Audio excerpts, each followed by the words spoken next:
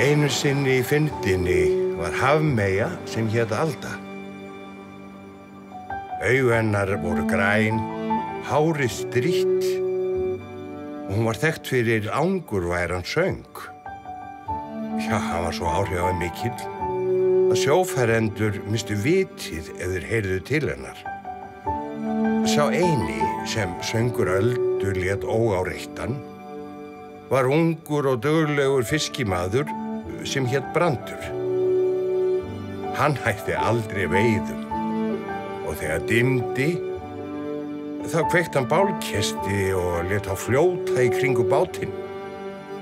Eldarnir drógu ekki aðeins að sér fisk, heldur líka Öldu sem færðist í stöðugt nær.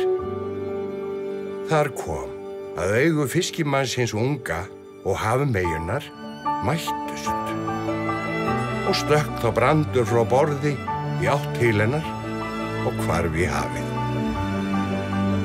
Enn í dag má heyra áleitin söng Öldu í kvöldstillum við Breiðafjörð.